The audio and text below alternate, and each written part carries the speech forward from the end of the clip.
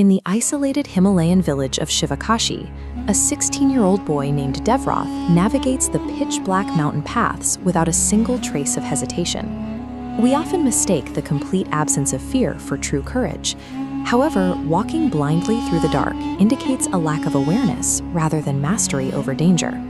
If you simply do not know the hidden threats exist, you have no reason to be afraid of them. To understand the specific dangers waiting in that darkness, we must look back to an era when cosmic entities actively walked the earth. When these deities withdrew, they implanted powerful dormant guardians into ordinary human bloodlines, deliberately masking their chosen protectors to hide them from immortal enemies. Because of this cosmic camouflage, Devarath has no idea he carries the ancient boon of Lord Bhairav. His complete lack of fear in a landscape built by dormant gods makes him dangerously oblivious to the ancient evils waking up around him. One of those specific evils is the Kaalnaag Yaksha. A century ago, Lord Kuber penalized this serpentine entity, confining it to the surrounding forests. But divine penalties operate on strict, unbreakable timelines, and tonight, that exact 100-year sentence expires. With the active deities no longer patrolling the earthly plane, a divine vacuum exists.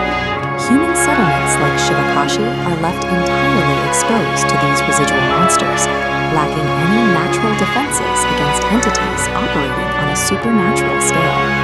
A century of starvation takes physical manifestation.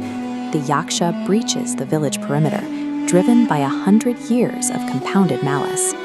When ancient cosmic disputes conclude, the resulting fallout trickles down to the mortal realm. The people of Shivakashi will become inevitable collateral damage tonight, unless an equal and opposing force is forcefully awakened to intercept the threat. As the Yaksha attacks the village square, the impending mass trauma triggers a violent reaction deep within Devarath's subconscious. His mind is suddenly forced to confront a dormant secondary occupant. This diagram illustrates the specific mechanics of Bhairav's boon. The guardian beast, the Kaal Bhediya, does not descend from the heavens to intervene. It operates as a parasitic-like spirit, permanently bound to the host's own soul. The human and the beast share a symbol vessel. Waking this spirit requires a specific psychological trigger.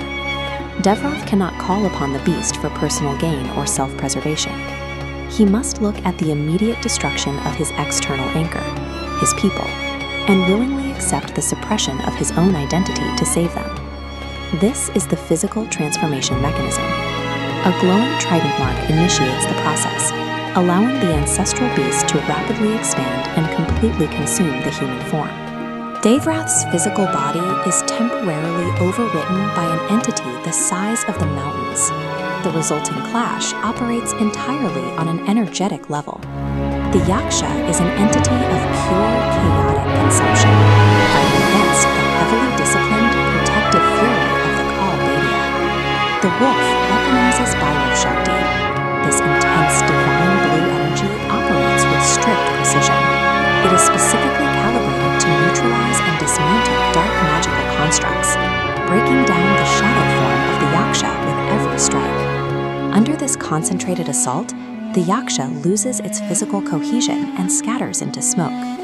Scattering an immortal entity, however, does not erase its existence. Its energy simply disperses into the forest, guaranteeing a later return. Overpowering an ancient evil in physical combat only buys time. It temporarily delays the threat. To secure an actual victory, Devarath will eventually need to uncover and break the underlying curse that ties the Yaksha to this realm. The violent night breaks into a serene morning, exposing the severe physiological toll on the human vessel. Reverting to his normal form leaves Devarath collapsed on the ground, his body and mind completely exhausted from housing a god-tier beast. His grandmother, aware of his lineage, shares the reality of his inheritance.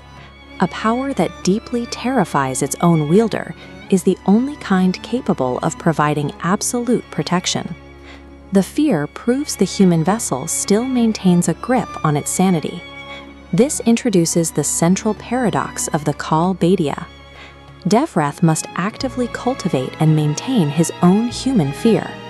That terror is the only tether keeping his human consciousness intact, preventing the wolf from permanently taking over his mind.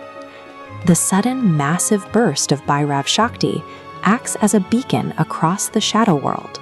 Ancient predators like Pishaks and Vechans can now sense this energy from miles away, identifying the exact location of the new guardian. Devarath's survival now hinges on a daily, agonizing mastery of the monster within. While the immediate threat to Shivakashi is gone, the awakening of the Kaal Bhediya marks the start of a conflict that will never truly end.